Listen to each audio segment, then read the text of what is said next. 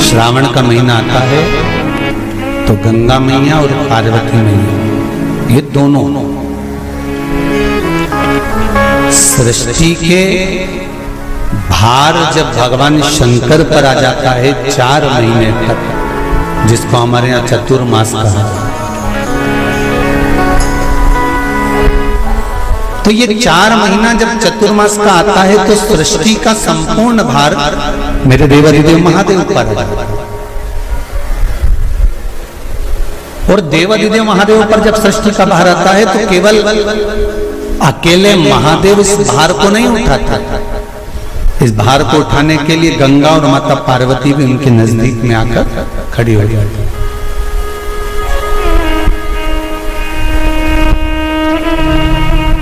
देखिए बड़ा सुंदर संवाद, ध्यान रखिएगा जरा श्रावण शिव महापुराण की कथा का।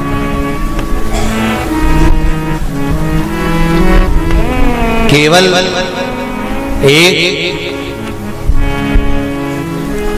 पुरुष का कार्य नहीं है परिवार का भार उठाने का,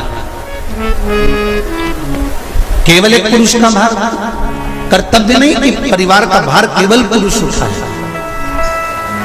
शिव महापुराण की कथा कहती है कि धर्म पत्नी जो होती है, जिसको धर्म की ध्वजा कहा जाता है, धर्म पत्नी जो होती है ये पति के साथ मिलकर आधा भार अपने माथे पर लेकर चलती है, उसको धर्म पत्नी कहते हैं, जो भार तत्व को ग्रहण कर कर चलती है।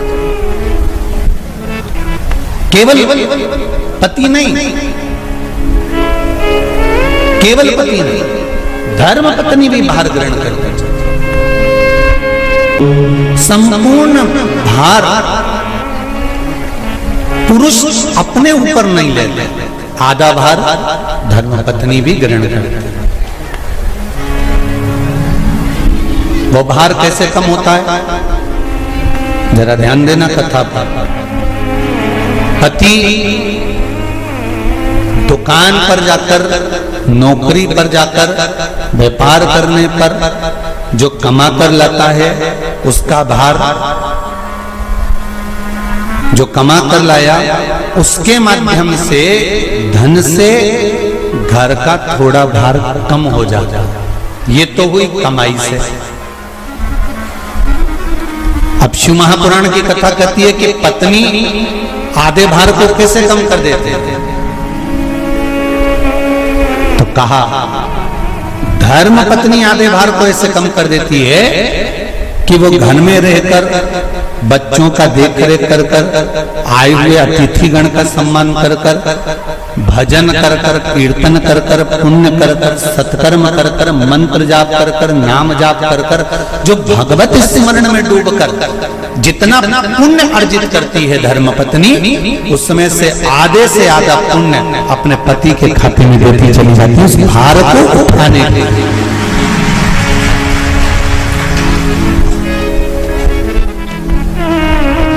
उस भार को उठाने में आधे से आधा भार धर्मपत्नी अपने व्रत, अनुष्ठान, मंत्र, साधना, तप, उपवास आदि के माध्यम से काटती है। एक बात और याद रखिए, श्रावण के महीने में सारे व्रत आते हैं, बहुत सुंदर सुंदर। छोटी तीज का व्रत भी आ जाता है, बड़ी तीज का व्रत भी आ जाता है। दुबे जी, छोटी तीज भी आएगी, बड़ी तीज भी आएगी, और अच्छे से अच्छे व्रतों का क्रम रामकिशोर जी बीच बीच में श्रावण, भादो, कुंवर, कार्तिक में आते रहे। ये 4 महीना जो व्रत आते हैं, इन व्रतों की मूलता क्यों कही गई है? ये सारे व्रत चतुर्मास के अंतर्गत ही आते हैं, इन व्रत को बाद में भी आ जाना चाहिए, पर नहीं। मूल जो व्रत हैं, पूजन है, अनुष्ठान है, देवी देवताओं के जो पूजन के भाव बताए, कोई चतुर्मास में बताए। इसका कारण क्या है? क्यों चतुर्मास के व्रत की महत्वता होती है? तो कहा इस चातुर्मास के अंतर्गत स्त्री नारी जो व्रत धारण करती है, हाथों में चूड़ा पहनना, पाँव में पायल पहनना, महावर लगाना, मेहंदी लगाना, ये जितने छोटी तीज, बड़ी तीज और अन्य तीजों आएंगे, त्योहार आएंगे चतुर्मास में, माताएं हरतालिका तीज हुई, छोटी तीज, बड़ी तीज हुई, भादों के कोई व्रत हुए, अनुष्ठान हुए, छठ हुई, पूजन, जो भी माताएं पूजन करेंगी उसके अनुसार वो हाथों में, शरीर पर 16 श्रृंगार धारण करती हैं, बहुत सारे श्रृंगार धारण करती हैं, और श्रृंगार धारण करने के साथ साथ माताएं अखंड सौभाग्य की वस्तुएं भी इस त्योहार पर दान करती हैं।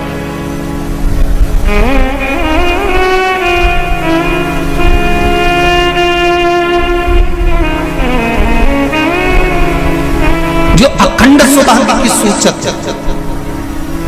जो अखंड सौभाग्य की वस्तुएं वो देने का प्रयास करते दान। क्यों जीजियो, एक बात बताओ, जितने भी माताएं कथा सुन रही हैं और जितने फेसबुक यूट्यूब पर सुन रहे हैं और जितने आस्था चैनल पर सुन रहे हैं, श्रावण के महीने की श्रावण शिव महापुराण की कथा सुन रहे हैं, एक बात दिल से बताना, जितनी सौभाग्यवती माताएं होती हैं ये संक्रांति पर भी 13 चीजें दान करती हैं, 14 चीजें दान करती हैं। बीच में कोई 16 सोमवार का उद्यापन करेंगी तो भी सुहाग की सामग्री देंगी, उद्यापन करेंगी तो भी सुहाग की सामग्री देंगी, कोई कार्य करेंगी तो भी सौभाग्य की सामग्री देंगी। सौभाग्य की सामग्री का दान क्यों किया जाता है? सौभाग्य सूचक वस्तुओं का दान क्यों किया जाता है? सौभाग्य की वस्तुएं क्यों प्रदान करी जाती है, क्यों दी जाती है? उसका कारण क्या है?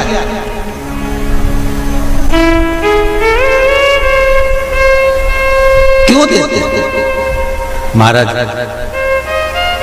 भारत की भूमि की सौभाग्यवती माताओं का एक मन की अभिलाषा रहती है, भारत की भूमि की माताओं की एक अभिलाषा रहती है कि जब उसके प्राण छूटे तो अखंड सौभाग्य धारण करके पति के कंधे पर और पुत्र के कंधे पर शमशान पर।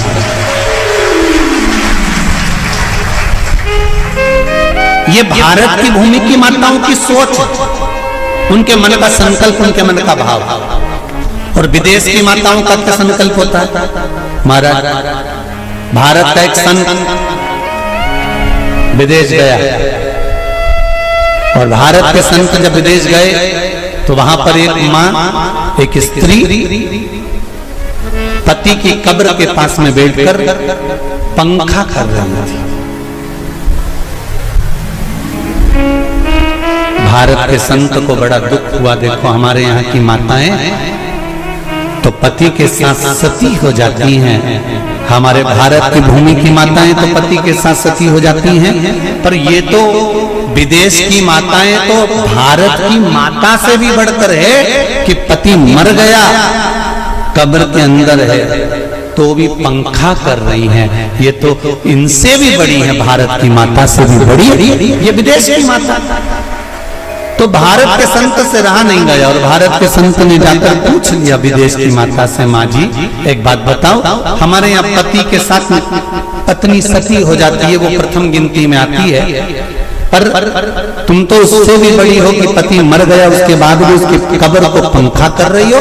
इतने में विदेश की माता ने कहा, मैं पति को पंखा नहीं कर रही, हमारे यहाँ नियम है जब तक पति की कब्र नहीं सूख जाए हम दूसरी शादी नहीं कर सकते, इसलिए पंखे से सुखा रहा।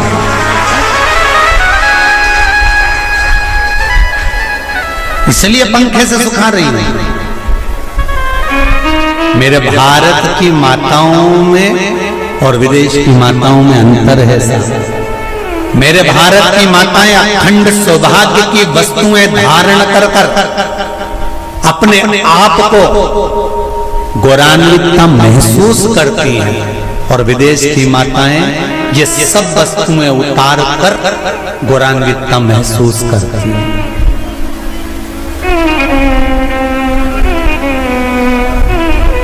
क्यों देते हैं चूड़ी का दान, क्यों देते हैं बिंदी का दान, क्यों देते हैं अखंड सौभाग्य का दान? किस एक बिछुड़ी नहीं, 2, 3, 4, 5 एक एक पांव में जोड़े से बिछुड़ी होना चाहिए, केवल एक नहीं, सिंगल नहीं। वो तो आजकल का फैशन हो गया महाराज, जो केवल एक बिछुड़ी धारण कर लो उसी में फैशन दिखे। श्रावण की शिव महापुराण की कथा कहती है, जब बेटी को विदा करा जाता है और पहली बार बेटी के पांव में जब बिछुड़ी डाली जाती है तो वो बिछुड़ी भी अलग अलग नहीं होती, उस बिछुड़ी के जोड़ को चेन से एक दूसरे से बंधा हुआ होता। बोलो सही है कि गलत? जितने आस्था चैनल पर कथा सुन रहे हैं, जितने फेसबुक पर सुन रहे हैं, यूट्यूब पर सुन रहे हैं, सुन लेना कि मेरे भारत की माताओं का जब पाणी ग्रहण संस्कार किसी बेटी का होता है, उसके पांव में जब पहली बार बिछुड़ा पिनाया जाता है, बिछुड़ी पिनाई जाती है, तो वो बिछुड़ी भी एक दूसरे से बंधी हुई होती है, चेन से बंधी हुई होती है। उसको अलग अलग वाली बिछुड़ी शादी के मंडप में नहीं पिनाई जाती। क्यों?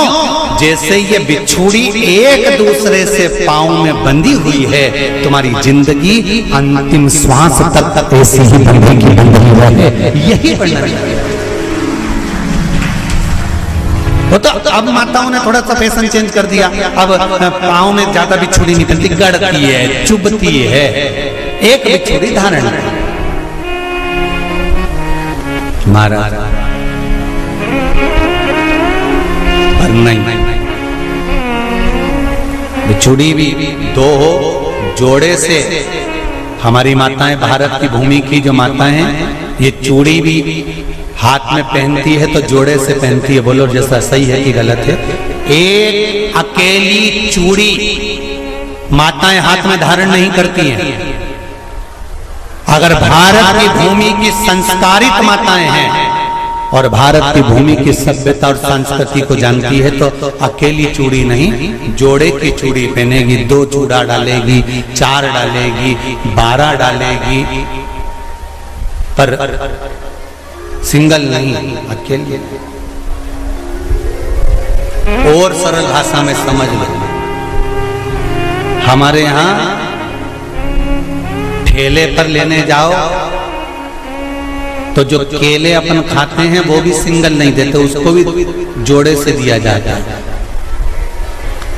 2 दूं की, 12 दूं की, आधी दर्जन दूं की, 1 दर्जन दूं। अब अंदाजा लगाइए, हमारे यहां देने का भी एक भाव है। श्रावण के महीने की शिव महापुराण की कथा, जिसका नाम है श्रावण शिव महापुराण की कथा, ये कहती है कि पार्वती जी ने और गंगा जी ने ये चतुर्मास में जितना सौभाग्य का दान दिया है, उनके बराबर दुनिया का कोई व्यक्ति इतना सौभाग्य का दान नहीं दे सकता जो माता गंगा और पार्वती दोनों दान दे रहे हैं।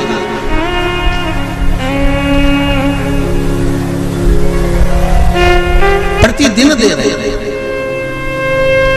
और अब तो फैशन आ गया, तुम लोगों जो सौभाग्य का दान देते हो प्लास्टिक की डलिया में देते हो, पर एक एक पुराण को उठा कर देख लेना, एक एक उद्यापन को उठा कर देख लेना। जितनी तुम कथा तुम्हारे घर में छोटी छोटी कथाओं की पोथियां पढ़ी हो, उनको उठा कर देख लेना, उसमें नहीं लिखा कि प्लास्टिक की डलिया में सौभाग्य की वस्तु का दान दिया जाता है। उसमें लिखा है बांस की पिटारी में, बांस की डलिया में सौभाग्य की वस्तुओं का दान दिया गया। क्यों? क्योंकि बांस वंश की वृद्धि करता है, बांस सौभाग्य की वृद्धि करता है, और बांस अखंड सौभाग्य। जैसे बांस का पौधा बढ़ते चले जाता है, बढ़ते चले जाता है, उसी तरह बांस की डलिया में जब दान दिया जाता है, बांस की टोकनी में जब दान दिया जाता है, तो ये भाव रखा जाता है कि तुम्हारा सौभाग्य ऐसे ही बढ़ता रहे। पर अब थोड़ा सा फैशन चेंज हो गया, तो प्लास्टिक की डलिया, पर प्लास्टिक की नहीं महाराज।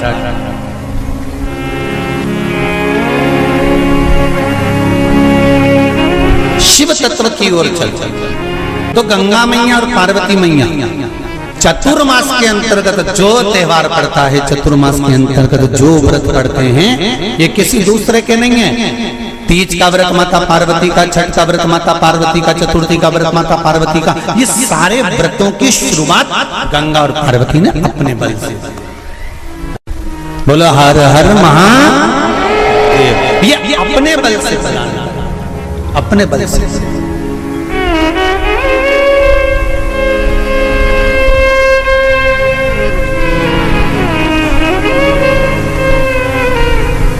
एक बार बाबा देवाधिदेव महादेव भगवान शंकर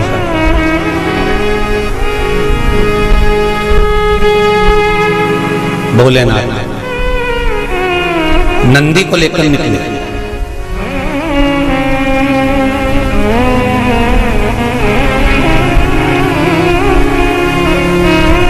और नंदी को लेकर जब भोलेनाथ जी चले,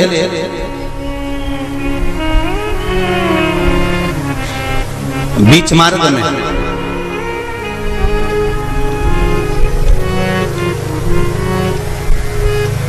जिस चंचुला देवी का पति बिंदुक के प्राण छूटे थे और जो चंचुला देवी माता पार्वती की सेवा में लगी हुई थी, वो चंचुला देवी का दर्शन भगवान शंकर को और शंकर भगवान का दर्शन चंचुला देवी को। अब देखिएगा जरा कथा पर विशेष ध्यान रखना। श्रावण महीने की शिव महापुराण की कथा कह रही है कि नारी का अखंड सौभाग्य कैसे रह सकता है।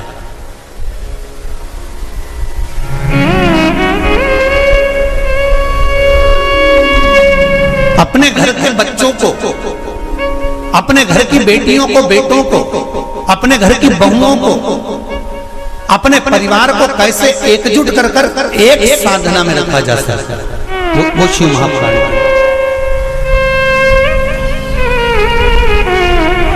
महाराज बीच में चंचुला देवी दिखी, नंदी पर बैठे बाबा भोलेनाथ चल चल चल, और आराम से देवाधिदेव महादेव जा रहे थे।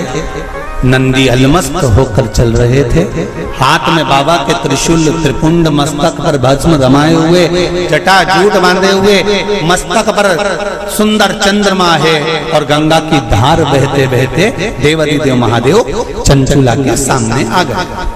चंचुला वो जिसका पति बिंदु प्रेत योनि में पड़ा हुआ था और बेदब्य था, उस चंचुला ने धारण कर कर रखी थी, उसका पति जीवित नहीं था।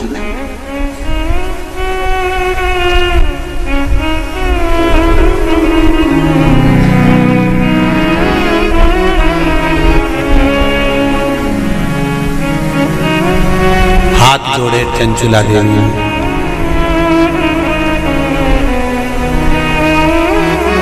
और निवेदन करा, महाराज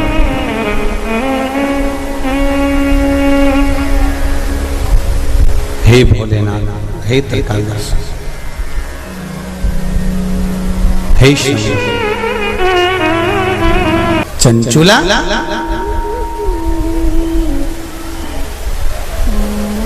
आपने मेरा मार्ग क्यों रोक दिया? भगवान देवाधिदेव महादेव ने पूछा।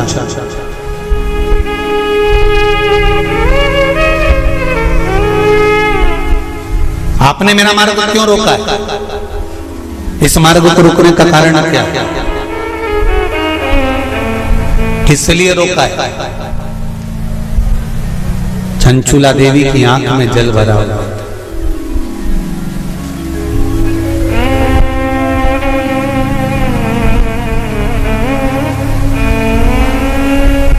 मैं बेधब्य हो गई हूं। चंचुला देवी कहती हैं, मेरे पति के धाम को मुझे वापस जाना है। जिस लोक में मेरा पति रहता है मुझे उस लोक में जाना है। शंकर भगवान ने एक बात बड़ी सुंदर कही चंचुला देवी को, आपको मालूम है? चंचुला,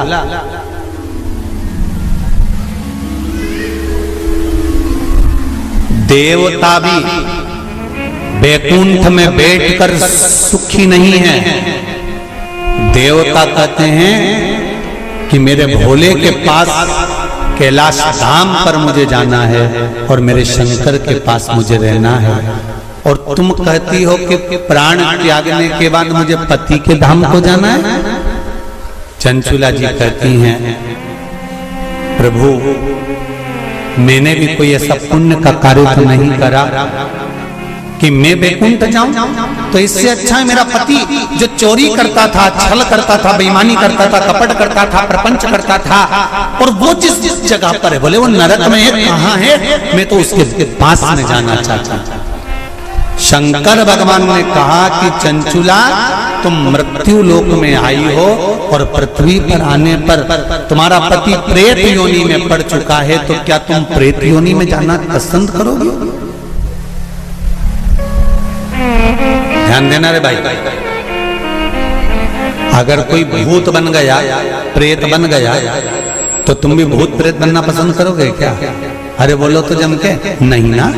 तुम क्या करना पसंद करोगे कि अगर कोई भूल से भी भूत बन गया है, प्रेत बन गया है, शिव महापुराण की कथा कहती है अगर बिंदु का प्रेत योनि में चला गया है, तो तुम्हारा फर्ज है अगर परिवार का कोई सदस्य अगर प्रेत योनि में पड़ा हुआ है तो उस प्रेत योनि से मुक्त कराकर परमात्मा के चरणों में जाकर रख देना, ये परिवार के सदस्य का कर्तव्य बनता है।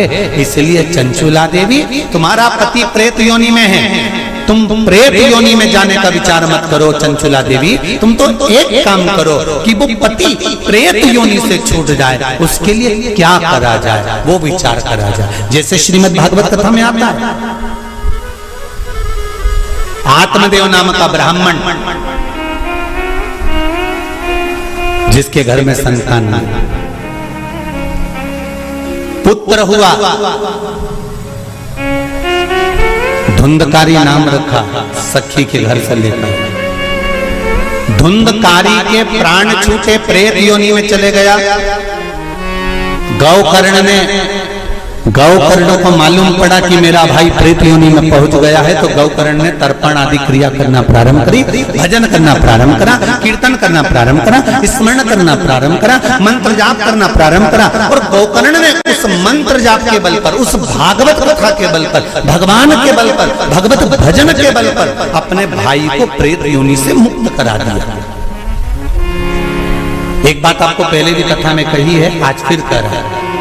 शिव महापुराण की कथा सुनकर जो जहां से निकल कर जाता है, उस जगह पर जितनी जीवात्माएं कहीं एक्सीडेंट में, कहीं गर्भ में, कहीं कैसे ना कैसे शांत हो जाती हैं, वो जीवात्माओं पर हमारे शरीर की तरंग जब लगती है, जो कथा सुनकर जाता है, उसके शरीर की मात्र जो हवा लगती है, छूकर जाने वाली हवा, उसके द्वारा भी कोई प्रेत योनि में पड़ा हुआ होता है तो उसकी मुक्ति हो जाती है। ऐसी शिव महापुराण, उसका भी मोक्ष हो जाता है। इसलिए ऋणमुक्तेश्वर महादेव मंदिर उज्जैनी में लिखा हुआ है कि शिव महापुराण एक पीढ़ी को या 7 पीढ़ी को नहीं तारती। शिव महापुराण की कथा 71 पीढ़ी को तार देती है। वो शंकर की पावन कथा है, ये साधारण नहीं। शिव महापुराण की कथा सुनकर जाते जाते जाते जाते जिस मार्ग में जितने जीव हैं उनका कल्याण। भगवान से इतनी प्रार्थना जरूर करना कि तेरे भजन करते करते, तेरा स्मरण करते करते, तेरा मंत्र जाप करते करते, तेरा कीर्तन करते करते, तेरी कथा श्रवण करते करते, दान पुण्य सत्कर्म करते करते, तीर्थ आदि करते करते, गंगा का स्नान, यमुना का स्नान, सरयू का स्नान करते करते, सारी तिथियों का स्नान करते, पूजन करते करते मेरे प्राण के में समा जाए, इससे बढ़कर कोई सुख जीवन का नहीं हो सकता, इससे बढ़कर कोई आनंद नहीं हो सकता।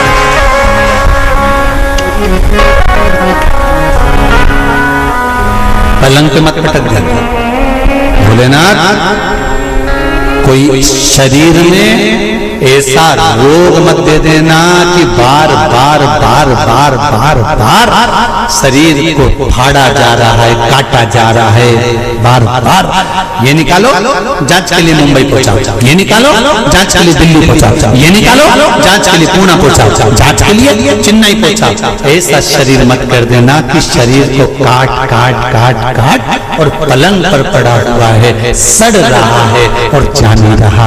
बाबा इतनी कृपा कर देना, पलंग पर मत पटकना, चलते फिरते तेरा भजन करते करते तेरे धाम को चली जाऊं, इससे बढ़कर कोई सुख नहीं होगा। तेरे धाम को चली जाऊं, इससे बड़ा जाना निश्चित, पर तेरे भजन के बल पर।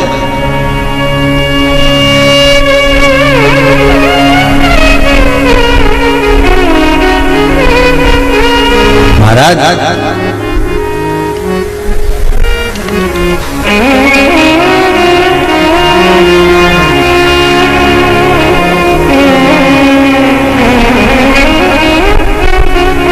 चंचुला देवी से भगवान शंकर कह रहे हैं कि तुम कहती हो कि मेरे प्राण छूटकर मैं पति लोक में जाऊं, जहां पर मेरा पति रह रहा है।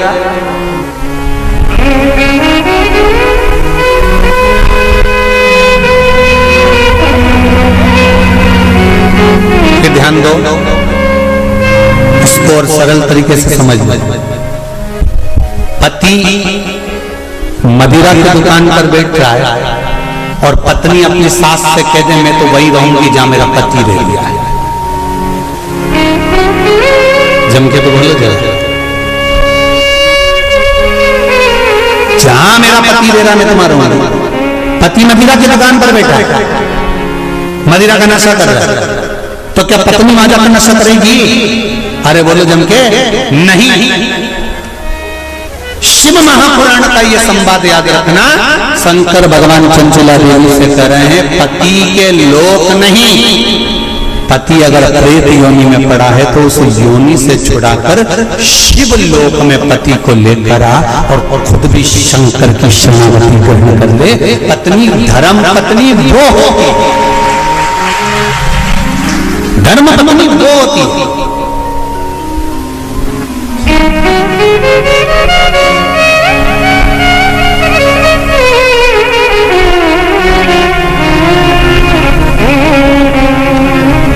नहीं,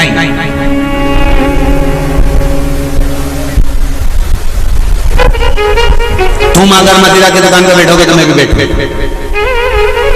तुम जुआ खेलोगे तो मैं भी खेलूंगी, तुम वैश्यावृत्ति करोगे तो मैं भी करूंगा। ये धर्म पत्नी का तरीका नहीं है। धर्म पत्नी का तरीका है कि पति अगर मदिरा की दुकान पर बैठा है तो तू कुछ ऐसा कर्म कर जिसके बल पर तेरा पति मदिरा की दुकान छोड़ दे, वो अलग मदिरा पीना ही छोड़ दे, वहां से छुड़ाकर अच्छे कर्म की ओर। धर्म पत्नी अगर पति को वैसे, उसका नाम ही धर्म पत्नी है। हमने पत्नी नहीं बोला, हम धर्म पत्नी कर। धर्म पत्नी होगी, पति अगर गलत कर रहा होगा तो उसको मार्ग से खींच कर लेकर।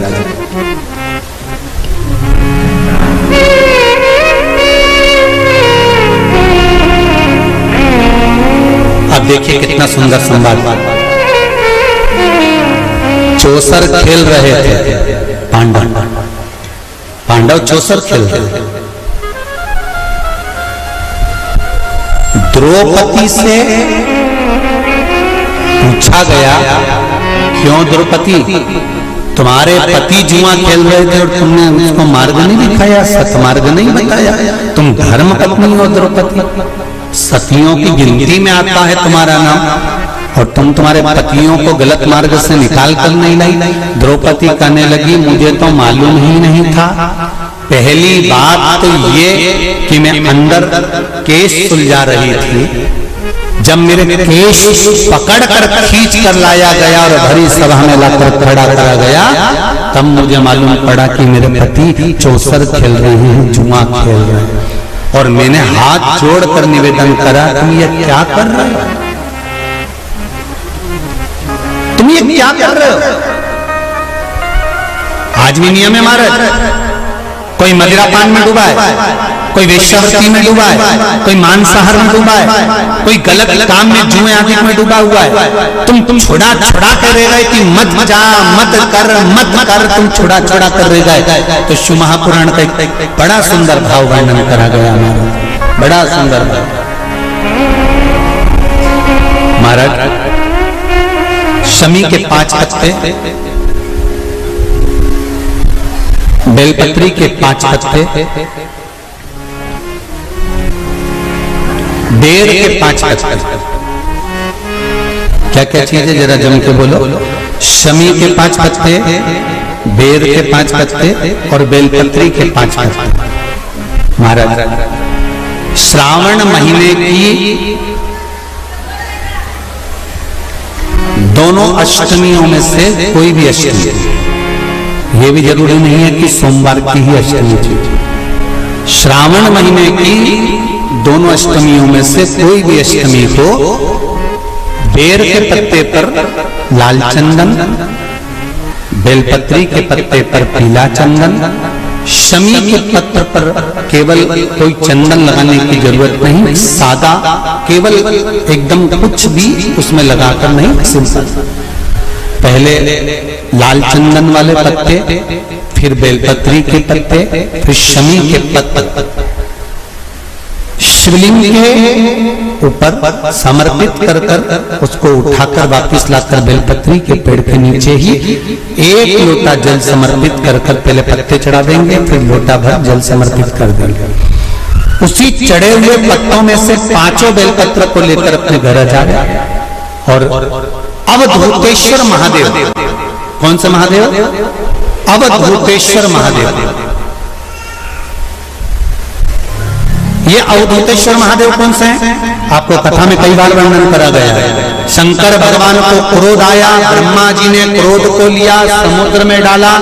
उस रूप को क्रोध का एक रूप था, क्योंकि जो मदिरा पान करने वाले होते हैं, व्यसन करने वाले होते हैं, गलत काम करने वाले होते हैं, इनको सुधार कर जा। जितना तुम समझाओगे ये उतना आग बबूला होंगे। तुम बच्चों से कहोगे गलत लड़के के साथ रह रहा मत रह, तो और ज्यादा क्रोध करेगा, और चिड़चिड़ करेगा, और अपशब्द कहेगा। तो ये क्रोध को संयमित कर दे। अवधूतेश्वर महादेव, अवधूतेश्वर महादेव का स्मरण कर 5 पत्तों को लेकर आइए। कुछ समय बाद जैसा जैसा समय की अनुकूलता मिले, आप किसी मदिरा का पान करने वाले या किसी व्यक्ति को वो पत्ते दोगे या प्रसाद के रूप में दो तो अच्छी बात है, नहीं तो उस पत्ते का थोड़ा थोड़ा भाग भी प्रतिदिन मात्र 21 दिन तक अगर थोड़ा थोड़ा भाग भी दे दिया जाए तो धीरे धीरे धीरे धीरे मदिरा पान, व्यसन, गलत आदतें छूटना प्रारंभ हो जाती है और वो शंकर की शरणागति ग्रहण करते हैं। महाराज शिव अर्चना, ये तो अभी अभी लोगों की थोड़ी सी सोच गलत हो गई। ये दुनिया के लोगों को ये तो मालूम नहीं है भगवान शंकर के लिए। हाँ, शंकर भगवान के पास में भांग रहती है, शंकर भगवान के पास में भांग रखी हुई होती है। शंकर भगवान का भांग का श्रृंगार होता है, क्योंकि उसको बूटी के रूप में, औषधि के रूप में लिया जाए। पर कोई कहे कि शंकर भगवान भांग का नशा करते हैं, तो ये संसार के लोगों को समझा देना कि शिव भांग का नशा, मेरा भोलेनाथ भांग का नशा नहीं, शिव नशा नहीं।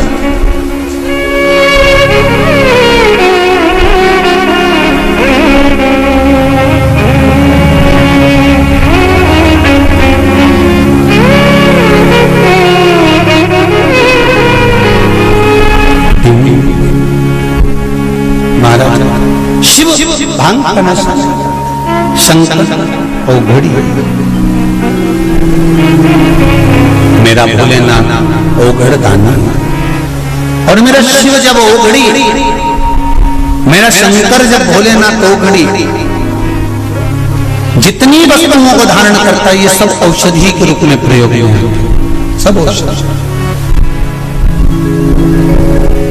भगवान शंकर का अनुमोदन कर रहा, स्मरण कर रहा।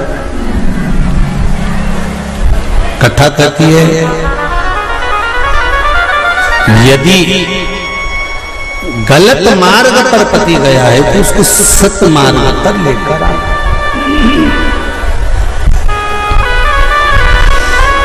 सत मार्ग की ओर लाने का प्रयास कर। चंचुला देवी, आपका पति प्रेत योनि में पड़ा हुआ है और आप कहती हो कि प्रेत योनि में मुझे जाना है, पति के लोक में मुझे जाना है, ये श्रेष्ठ नहीं।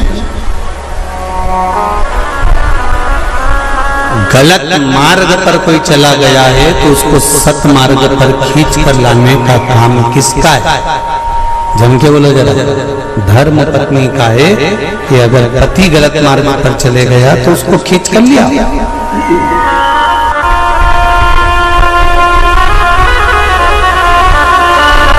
यदि पति गलत काम कर रहा है और पत्नी सोचे कि अब तो मैं भी गलत काम करूंगी तो इसमें श्रेष्ठता नहीं, उसमें श्रेष्ठता नहीं होना चाहिए।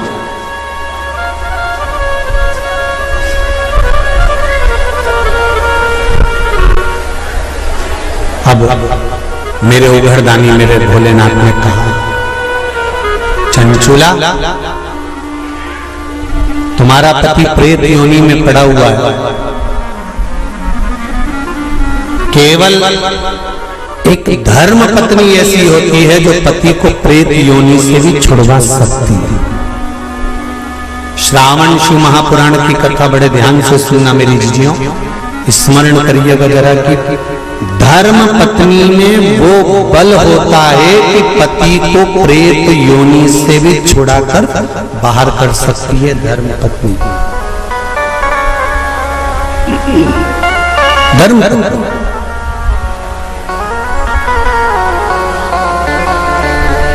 अब चंचुला देवी ने पूछा मैं क्या करूं? चंचुला देवी पूछ रही है कि मुझे करना क्या है? पति को प्रेत योनि से कैसे मुक्त किया जा सकता है? ध्यान से सुनना रे भाई। कई लोग कहते हैं कि श्राद्ध पक्ष आ गया, ये कर लेना चाहिए तो प्रेत योनि से मुक्ति हो जाएगी। पितरों की शांति के लिए ये कर लेना चाहिए तो पितृ मुक्त हो जाएंगे।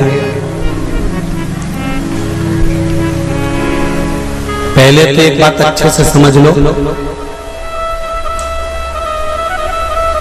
पितृ मुक्त नहीं होते, उनकी शांति होती है। क्या होती है? जम के बोलो जरा। उनकी शांति होती है।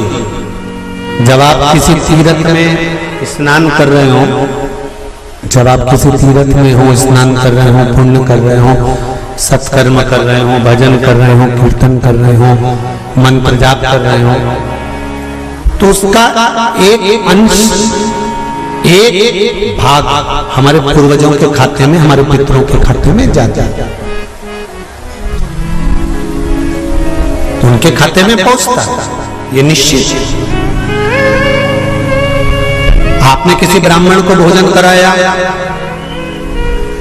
भले अपने पितरों के निमित्त नहीं जिमाया, कोई ब्राह्मण को एक गिलास पानी पिलाया, भले अपने पितरों के निमित्त नहीं पिलाया, पर आपका एक अंश उसके खाते में चला जाएगा। उससे क्या होगा? पितरों की शांति। और समझ लो, गया जी में पिंडदान कर देने से क्या पितृ मुक्त हो जाते हैं? बद्रीनाथ जाकर कपाल क्रिया करने से क्या पितृ मुक्त हो जाते हैं?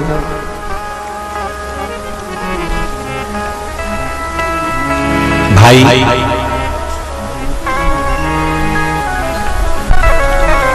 गया जी जाना तो वहां के पंडा जी से पूछना, हम यहाँ पिंडदान कर देंगे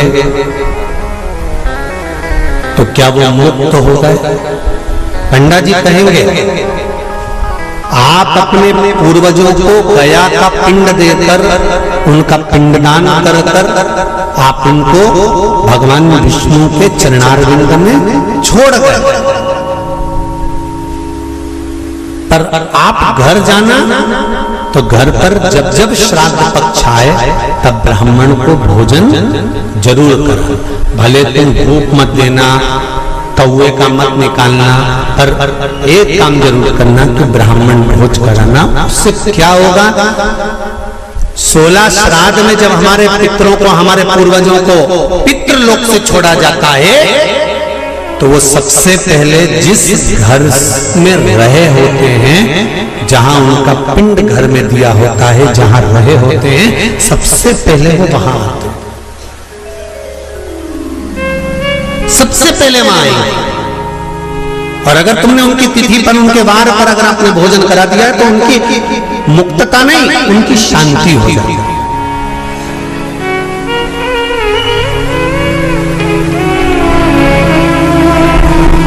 पितरों की मुक्ति कैसे, उनकी मुक्तता कैसे, प्रेत योनि की मुक्तता कैसे? तो कहा जैसे भगवान का नाम लेने वाला व्यक्ति दूसरा जन्म नहीं पाता, उसी तरह भगवान का जो भजन करते हैं, कीर्तन करते हैं, मंत्र जाप करते हैं, या शिव महापुराण की कथा, राम कथा, भागवत कथा, विष्णु पुराण आदि जितनी भी पुराण हम श्रवण करते हैं, हमारे श्रवण करने का एक भाग हमारे पितरों के खाते में जाता है, तो उस कथा के फल से उनकी मुक्ति हो जाती है, उनकी कथा के फल से मुक्तता। प्रेत योनि से मुक्त हो गया धुंधकारी, बिंदुक प्रेत योनि से मुक्त हो गया। काय से होगा? शंकर का स्मरण, शिव महापुराण की कथा का रस तत्व ग्रहण करना, राम कथा, भागवत कथा का मात्र स्मरण करना, उससे मुक्त।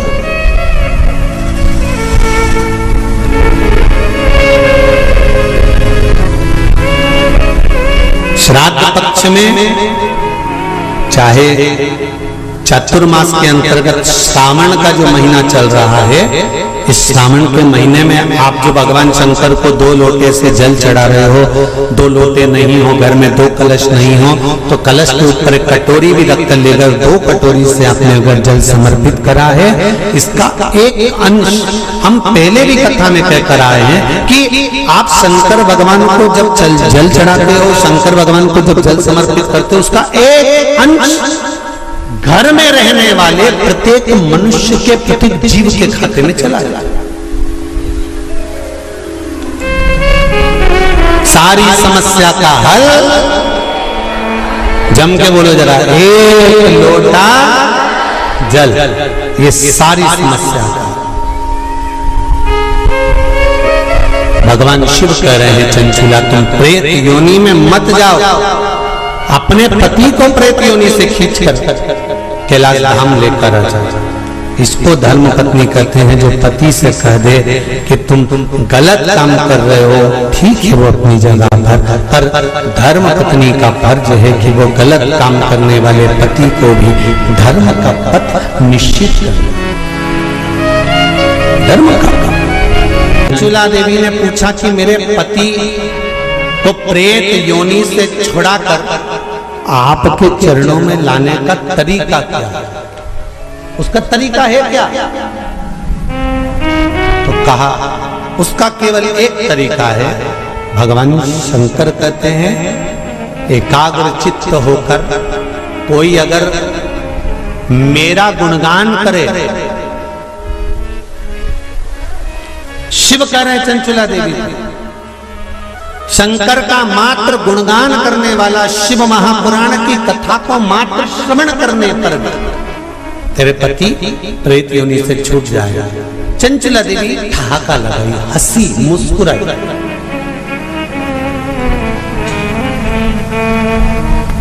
हंसी चंचुला देवी।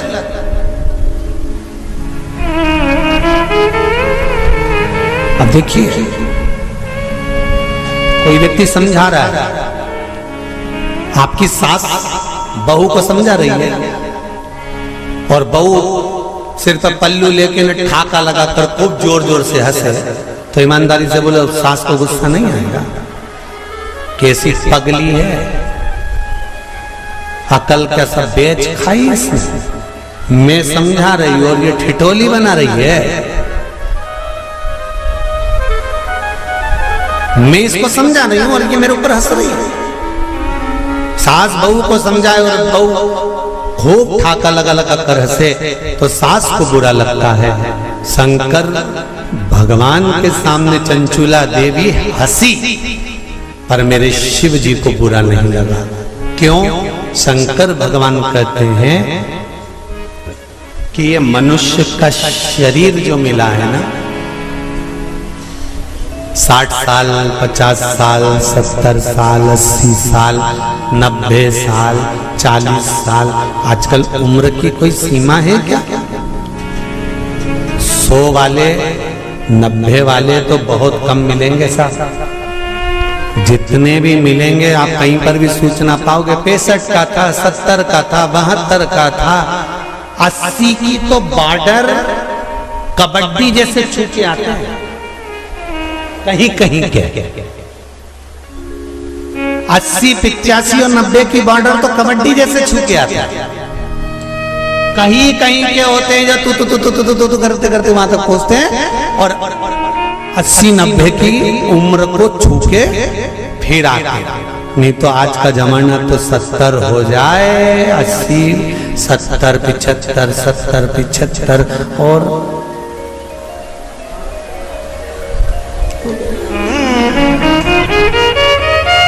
और बीच में कोरोना जैसा आ गया तो फिर तो 75 भी जाने लगे। 35, 40, 42, 45 और अभी भी देखो, आप देखिएगा जो कोरोना महामारी में जो बुढ़े बुढ़े लोग हैं ना, कई बुजुर्ग लोग आज भी सेफ हैं और उन्हीं के पड़ोस में रहने वाला कोई 35 साल का, कोई 40 साल का, कोई 45 साल का, कोई 50 साल का, उन्हीं के पड़ोस में रहने वाला। और कई कई बूढ़ी बूढ़ी माताएं तो आज भी कह देती हैं, भगवान हमको उठा देता, इनको बेचारे को बचा देता। भगवान भी मन में सोच रहे, डोकरी को कौन ले जाए? अरे भाई, हंसते हंसते मृत्यु भी उसकी आती है जो शंकर का उपासक होता है, भगवान का भजन करने वाला। हंसते हंसते मृत्यु भी उसी की आती है जो शिव का उपासक है। नहीं तो इंजेक्शन बॉटल और शरीर सड़ रहा है, पड़ा है। बउओं ने 4 बार गोबर लीप के गीता जी सुना के नीचे सुला दिया, 3 बार गंगा जल भी पिला दिया, पर डोकरी फिर बोली चाय लिया, फिर तो पीते से उसका कर तो फिर उठते हुए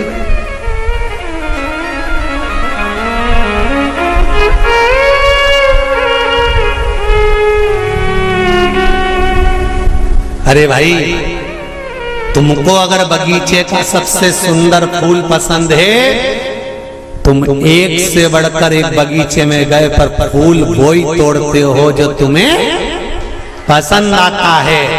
मेरा महादेव संसार में से उसी को उठाता है जो महादेव को पसंद आता है। ये शिव है जो महादेव को पसंद आता है,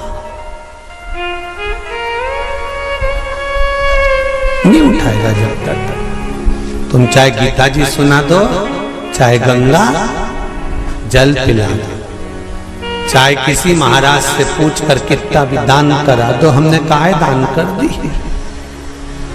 पंडित जी को बुला के गाय भी दिलवा दी, एकादशी भी छोड़ दी, पर ये नहीं छूटी।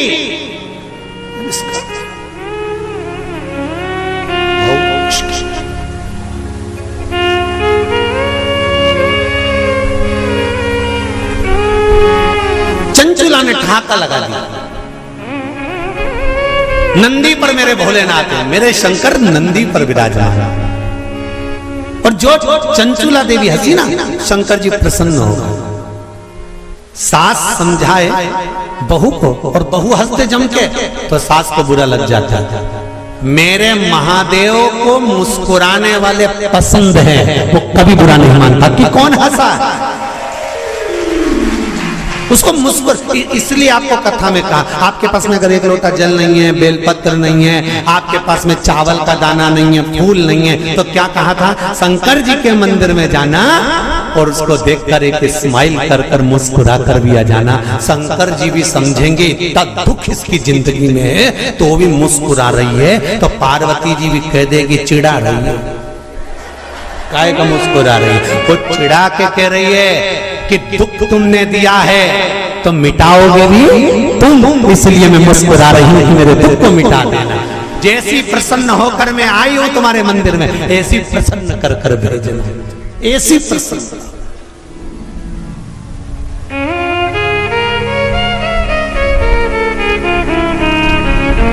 इन शब्दों में मेरे गुरु शिव रूपी गुरु का नाम, शंकर का नाम, इससे ज्यादा मुझे कुछ नहीं चाहिए, इससे ज्यादा मुझे कुछ नहीं चाहिए। चंचुला देवी हंस ली, मुस्कुराई, ठाका लगाया, शंकर जी को पसंद आया। अब और अच्छी बात सुन लो, बहुत अच्छी बात है, श्रावण शिव महापुराण में मिली है। वो तो ये दोनों जजमान थोड़े दमदार अच्छे मिले हैं ना, तो कथा का भी एक आनंद श्रावण के महीने में मिल रहा है। जरा देखिए, जरा सुनिएगा। सारे राक्षसों की कथा निकाल लो तो आज घर पे जाकर रावण को निकालना। जब जब राम के सामने आता था तो ठाका लगाता था कि नहीं लगाता था, बोलो जम के सही है कि गलत है। कंस कृष्ण भगवान के सामने आता था तो ठाका लगाता था कि नहीं लगाता था, जाने दो। पूतना, तृणावर, अघासुर, बकासुर, इनको भी, और जितने जितने जितने जितने तुम राक्षस निकाल सकते हो, तारकासुर, भस्मासुर, रावण, ये जितने जितने असुर हुए इन सब को देख लो, भस्मासुर, ये सब, और भी तुम जितने सीरियल निकाल सकते हो, नाटक, उनमें देखना। देवी मैया रक्त बीज को मारने जा रही है, रक्त बीज हंस। महिषासुर को मारने जा रही है, महिषासुर हंस। एक दो बार तो माता देवी मैया को भी थोड़ा टेंशन हुआ कि मैं इसको मारने जा रही है, हंस क्यों रहा है। रावण मरने जा रहा था और मुस्कुरा रहा था, हंस रहा था, ठहाका लगा था। आज भी रावण जलता है ना, जब कौन से मैदान में, अरे जम के तो बोलो, रावण मर के चले गया पर प्रॉपर्टी आज भी रह गई उसकी।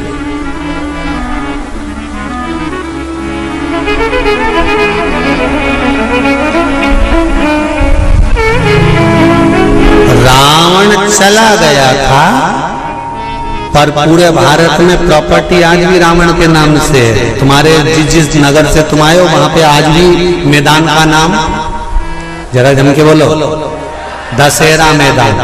तुम्हारे यहाँ राम जी की प्रॉपर्टी, राम जी को सिद्ध करने में सालों लग गए थे, अयोध्या मेरी है। और रावण लंका में रहने के बाद भी भारत में के चले गए, दशहरा मैदान मेरा है। तुम्हारे नगर में कोई राम मैदान है? अरे बोलो तो, कृष्ण मैदान है? नहीं, पर पूरे भारत की भूमि पर हर गांव नगर शहर में एक मैदान जरूर मिले, दशहरा मैदान। इसलिए तो रावण हंसता था, मुस्कुराता, प्रसन्न होता, आनंदित होता। तो किसी ने रावण से पूछा, क्यों रे तू तो निपट गया, फिर प्रॉपर्टी भारत में क्या कर रही थी? रावण जहां जले उसका नाम दशहरा मैदान। राम जी का आज तक कोई मैदान नहीं कि राम मैदान, दशहरा। रावण से पूछा गया कि ये तेरा मैदान आज तक क्यों है? रावण बोला, ये मेरे मुस्कुराने का कमाल है, मैं जो मुस्कुराता था ना उसमें मेरा भोलेनाथ कायल हो जाता था। बस इसीलिए कहते मुस्कुराने में सब कुछ छुपा हुआ, सब कुछ।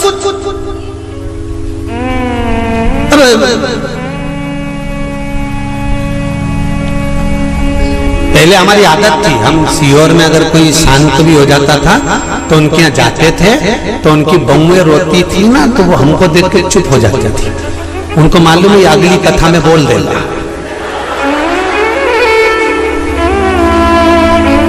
तो बहुएं चुप हो जाती थी हमको देख के। उनकी डिजाइन नहीं तो कई बहुएं ऐसी अल्ला अल्ला के रोती थी, सांस मर जाए तो खूब अल्ला अल्ला के रोए, ऐसी रोए। तो मन में बाद में तो आता ही था कि बताओ हमको काकी मिली थी और पहले कह रही थी कि मैंने 3 दिन से इनसे कह रही कि मेरे को गर्म चाय दे दिया करो। जब बेटों की चाय बनती है तब मुझे चाय देने आती है, तब तक चाय भी नहीं देती। और आज अल्लाह अल्लाह के रो रही हम। तो बोलो याद आएगी कि नहीं आएगी? तो अब रोने से कौन सा फायदा है? इसीलिए निवेदन है 25 लाख की गाड़ी में बैठने वाले भी एक दिन 25 रुपए के लोटे में भर के गंगा जी चले जाता था।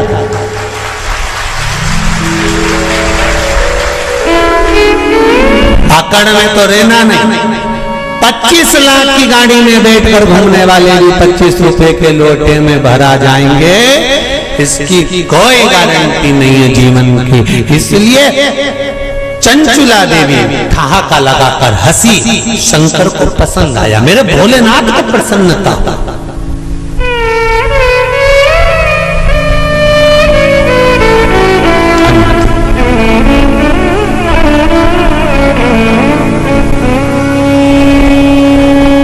मृत्यु की घड़ी में मौत तुम्हारे सामने खड़ी है और तुम्हारे चेहरे पर स्माइल होगी ना, तो यमराज भी टेंशन में आ जाएगा कि ये हंस क्यों रही है। तुम रास्ते से निकल कर जाओ, एक प्रैक्टिकल छोटा सा करके देखना, तुम रास्ते से निकल कर जाओ, जाते जाते जाते जाते थोड़ा सा मुस्कुराता चले जाओ तो 4-6 दुकान वाले टेंशन करेंगे।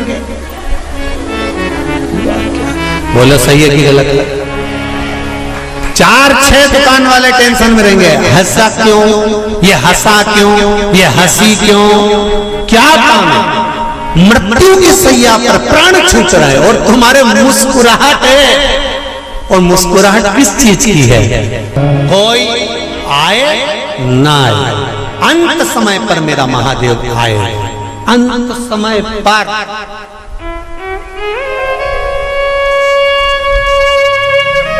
मृत्यु की घड़ी पर अगर मुस्कुरा भी रहे हो ना आखिरी में, तो यमराज को चिंता लग जाए।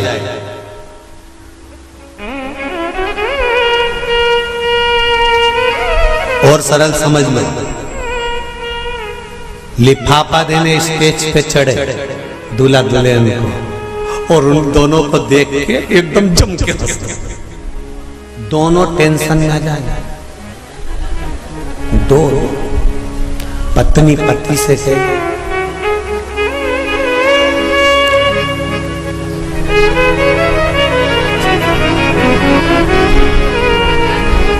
फिर पति भी कहेगा,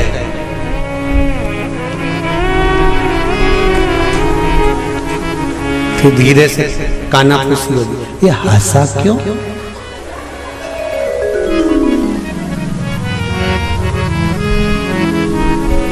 और फिर वो दूसरी बार आए और फिर जम के तो पूछोगे कि नहीं पूछोगे? इधर आ रहे हो बेरू, इधर इधर ये बता कि तू स्टेज पे आता है और बहुत तेज हंस के जाता है, बात और टेंशन दोनों को है, बात रसगुल्ला खाते खाते भी पत्नी उस टेंशन में पड़ी रहेगी और पति से पूछेगी तुम्हारा दोस्त इतनी तेज क्यों हंसा था? सही बताना। पति पत्नी को गुलाब जामुन पहले बताओ वो हंसा क्यों, ठाका क्यों लगाया?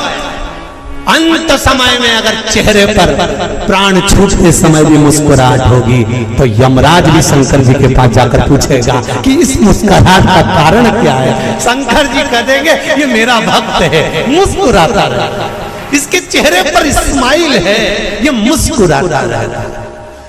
मृत्यु तो आना है, निश्चित है, पर मौत में भी जो प्रसन्न रह गए वो संत, वो साधु, वो सन्यासी, वो तपस्वी ही हो सकता है। अंत समय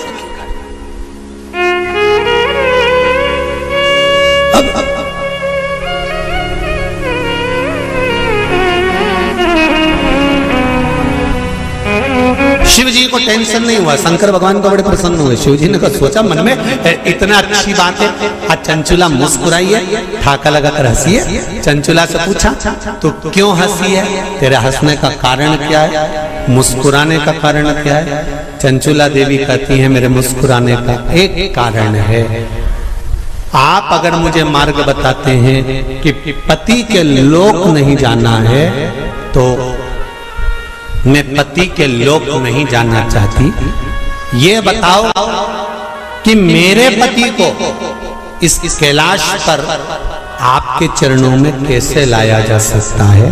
शंकर भगवान ने कहा मेरे पास लाने का सबसे सुंदर तरीका है भगवान की भक्ति में डूब जा, अर्थात जो तेरे हृदय में बैठा है, राम तुम्हारे हृदय में है तो राम की भक्ति करो, कृष्ण हृदय में बैठा है तो कृष्ण की भक्ति करो, माँ अंबिका तुम्हारे हृदय में बैठी है माता की भक्ति करो, और शंकर अगर तुम्हारे हृदय में बैठा है तो शिव की भक्ति करो। चंचुला देवी कहने लगी मैं कहाँ किसको ढूंढने जाऊंगी, बैकुंठ में भगवान विष्णु है, ब्रह्मलोक में ब्रह्मा है, इंद्रलोक में इंद्र है, पर पृथ्वी पर मृत्यु लोक में तो मेरा देव अधिदेव महादेव है, तो इसी से मेरा पाला है, तो इसी का नाम क्यों नहीं जपना।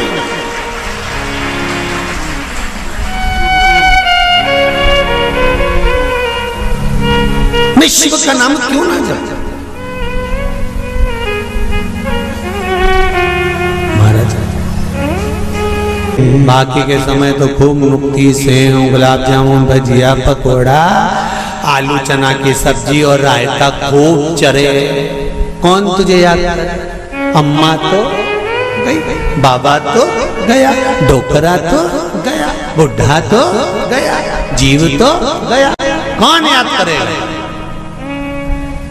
याद किया जाएगा जो तुमने भजन करा, जो तुमने स्मरण करा, जो तुमने दान करा, जो तुमने पुण्य करा, वो तुम्हारे साथ गया। दुनिया याद रखे चाहे ना रखे, मेरा देव अधिदेव महादेव जरूर याद रखेगा कि तूने कीर्तन किया है, तूने मंत्र जाप किया, तूने स्मरण याद। चंचुला कह रही है भोले बाबा शंभुनाथ हे त्रिकालदर्शी है कैलाशी है अविनाशी, आप हो मेरे पति के धाम में, अब मुझे नहीं जाना, मुझे पति लोक में नहीं जाना, क्योंकि मेरा पति तो प्रेत योनि में पड़ा हुआ है। उस योनि से मुझे मुक्त करा कर लाना।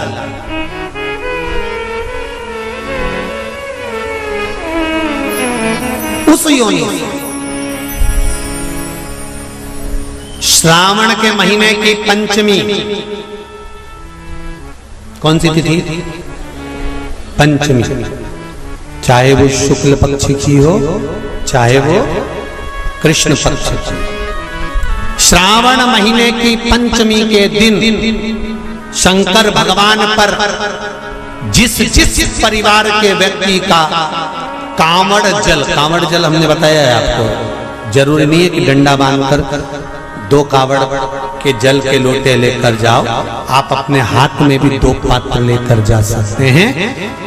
पंचमी तिथि के दिन हाथ में 2 लोटे जल के, 2 कलश जल के जब हम शंकर भगवान को चढ़ाते हैं तो ऊपर जो कमंडल होता है शिव जी के ऊपर जलधारी होती है, जिसमें जया, विषहरा, शामली, बारी, दौतली और देव, शंकर भगवान की 5 बेटियां जिसमें विराजमान होती हैं। जब हम जल समर्पित करते हैं, हमारे पीढ़ी में, परिवार में अगर कोई अधोगति में मर गया होता है, कुंवारी अवस्था में चले गया होता है, गर्भ में मर गया होता है, गर्भ के बाहर निकल कर भी अगर कुंवारी अवस्था में चले गया होता है, तो श्रावण महीने की दोनों पंचमी पर परिवार का अगर कोई एक व्यक्ति भी जल चढ़ा देता है शंकर भगवान पर, तो सर्प की योनि में नहीं पड़ता, जीव मुक्त हो जाता, प्रेत योनि में, सर्प की योनि से मुक्त हो जाता।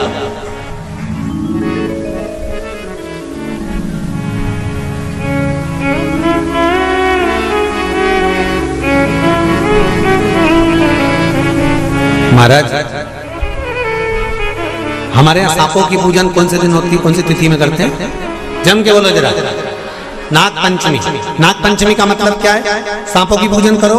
नाग पंचमी का मतलब होता है शंकर जी के मंदिर में जाकर 1 लोटा जल समर्पित कर दो। उसका कारण क्या है कि हमारे परिवार में, हमारे कुटुंब में कोई 7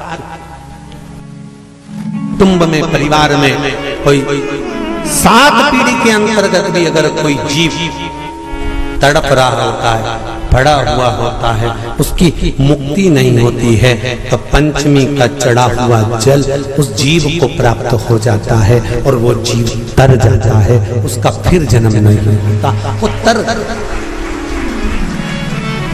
इसको मुक्तता का,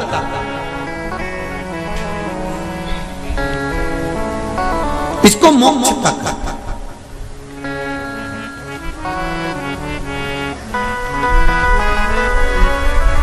ये मुक्ति, ये मोक्ष, इसी को कहेंगे कि ये मुक्तता है। महाराज,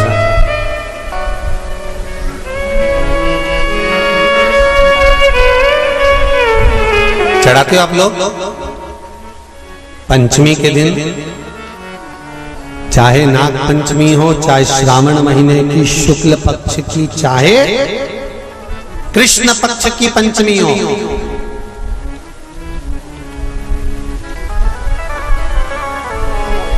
शिव जी पर जल चढ़ाया गया। और समझ लो अच्छे से, श्रावण महीने की पंचमी के दिन देवाधिदेव महादेव पर चढ़ाई गई शमी पत्र,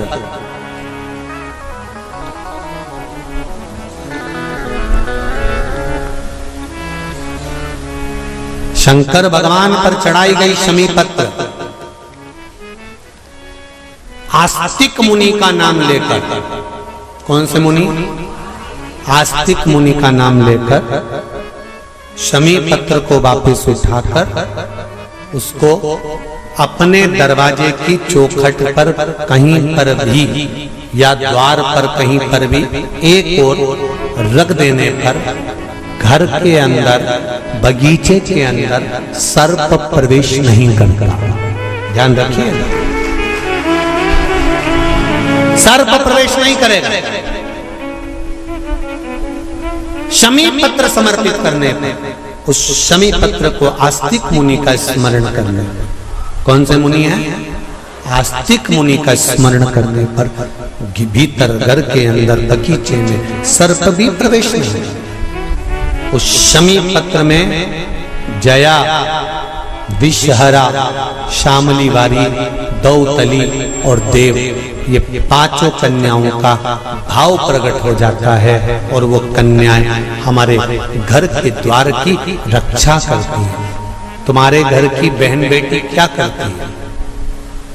तुम्हारे घर की बहन बेटियां क्या करती हैं? घर में बहन बेटी आती हैं तो बद्दुआ देकर नहीं जाती। घर में कन्याएं रहती हैं, बद्दुआ नहीं देती। घर की बेटियां जब दरवाजा छोड़कर शादी कर वाले दिन, विदाई के दिन अगर जाती भी हैं तो बेटियां हाथ में धान भरकर फेंक कर जाती हैं कि मेरा मायका खूब फले फूले आगे बढ़े, छापे लगाकर चली जाती हैं कि हमने हमारी जीवन की सारी दौलत, जीवन का सारा सुख अपने मायके में दे दिया है। वो बेटियां तो जया,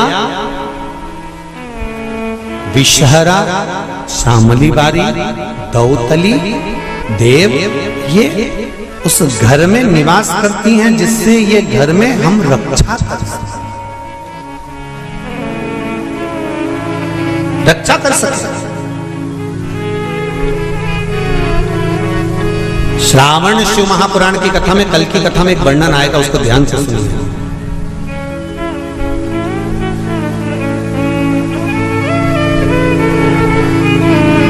उदर, पेट सारी बीमारियों का केंद्र बिंदु है, सारी बीमारियों का केंद्र बिंदु हमारा उदर। कहीं इसमें तकलीफ होती है, एसिडिटी बन जाती है, कोई बड़ी बड़ी बीमारियां इसी के माध्यम से, पेट के माध्यम, तो उसके लिए कल की कथा में श्रावण के महीने का बड़ा सुंदर भाव प्रकट होगा कि हमारे उदर से जुड़े हुए प्रॉब्लम, केवल एक तिथि और एक ही दिन शंकर भगवान पर जल चढ़ाकर उस जल का 3 बार आचमन करने पर ही उदर की बीमारी मिट जाती है। वो श्रावण के महीने का बड़ा सुंदर कथा है, उसको अपन श्रवण करते हुए आगे बढ़ेंगे। वो श्रावण शिव कथा कर चंचुला जी ठाका लगाकर हंसी। शिव जी ने समझाया, चंचुला देवी को बताया, चंचुला देवी ने शंकर जी से उसका कारण पूछा, बिंदु के मोक्ष के लिए क्या करा जाए। शिव जी ने कथा रस तत्व का वर्णन करा। शंकर और पार्वती दोनों ईश्वर जी और गोरा जी बनकर आ रहे हैं। भगवान शंकर पार्वती कथा सुनने जा रहे हैं। जोरदार ताली बजाकर स्वागत करें ईश्वर जी और गोरा जी का। बोल काशी विश्वनाथ भगवान की जय। जोरदार ताली बजाएं ईश्वर जी और गोरा जी के लिए। यजमान परिवार दोनों पधारें और ईश्वर जी और गोरा जी का पूजन करें। हमारे यजमान परिवार दोनों पधारें। बोल काशी विश्वनाथ भगवान की जय। हर हर